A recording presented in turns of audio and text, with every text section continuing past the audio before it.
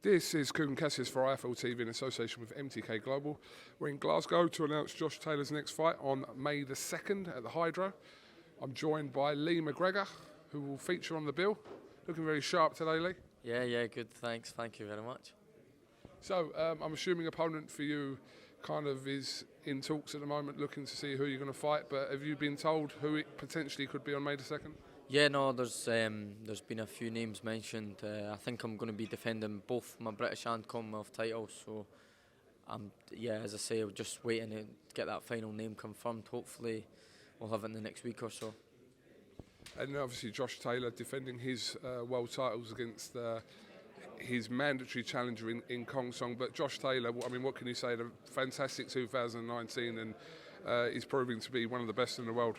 Oh, 100%. He's on the top of his game just now. He's absolutely flying, and it's been deserved. It's been deserved through hard work and dedication. He's said since a young boy he's always dreamed about being unified world champion, and here he is. He's unified world champion. He's going on to try and become undisputed. So he's someone I certainly look up to, and I've had the privilege to train alongside him and see how hard he works. So hopefully one day I can be in that position as well, definitely. Now, you know I'm going to ask you about what I'm going to ask you about, Lee. Is that a potential fight that we will see in 2020, the rematch? I don't see why not, to be honest. We both had a great fight back in November.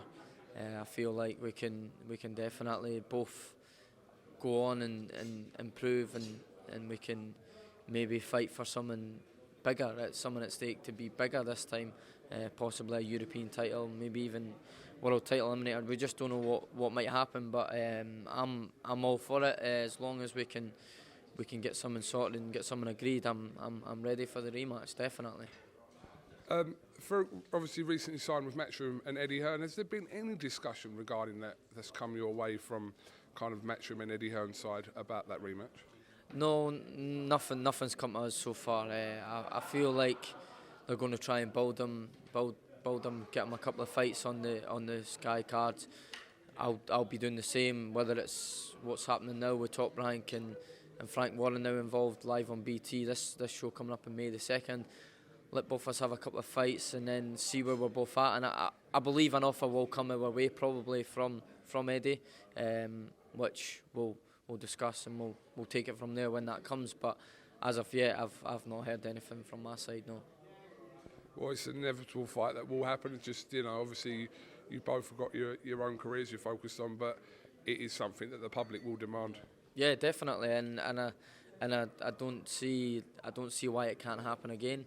It was the same as the first fight. We both wanted it. We both demanded it, and it happened. It was simple as that. Both young, unbeaten fighters, very early on in our careers, and we both put it on the line. And I'm willing to do the exact same again, and I'm sure Cash will be as well. So it's a fight that can most certainly happen again, and I'm getting itchy knuckles thinking about it again. So it's just that's the fights I want to be involved in. Just thinking back to how good a fight it was, I'm all for it again. I want to get maybe defend the British a couple of times.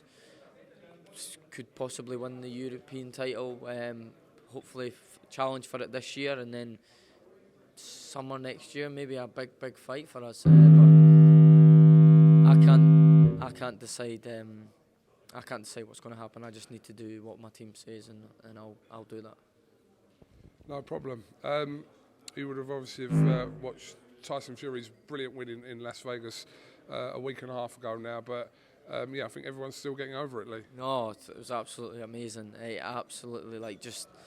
He said, it was funny because he told everyone he was going to do it, but no one opened their eyes to it. Everyone just sort of ignored it and didn't think it was going to happen. But he genuinely did say that was what he was going to do. He was going to come out and take it to Wilder, and that's exactly what he done. He bullied him, beat him up. I don't think he lost a minute around. Absolutely, really put on him, and one of the best performances from a British fighter over in America that I can remember. Anyway, yeah, definitely. I don't know if we all want to see it, but it looks like the third fight will happen. So, but with Wilder, he's got that I'm not going to even say puncher's chance, because he's so dangerous with that, with his power, that it would make for an interesting third fight, regardless of whether people want to see it or not. Yeah, no, I know. Well, you do say that about the punching, but how many rounds, like how many chances does he want to land this big haymaker? Now this will be the third fight. I feel like Tyson broke his heart in the last fight, because he did land a right hand quite early on. I think it was maybe the first or second round, and he knew that it couldn't really hurt him, and he just had no answers for him, and I feel like the third fight's just going to be the exact same, and I'd rather see Fury fight someone like Joshua or something, but of course it's all part of the contracts and that. There's no getting out of it. He'll have to fight him, and I just believe it'll be a repeat, and then hopefully by the end of the year or maybe next year we can see the big fight that everyone wants to see.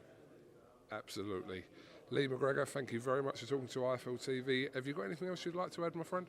No, not at all. Just everyone tune in on May the 2nd. This is going to be a big show up here in Scotland, live on BT Sport, obviously on ESPN in America as well. So it's a great card, stacked with huge talent, and it's going to be a great night. Thank you very much. Thank you. Top man. Cheers, mate. Thank you, Lee. Cheers, appreciate it, mate.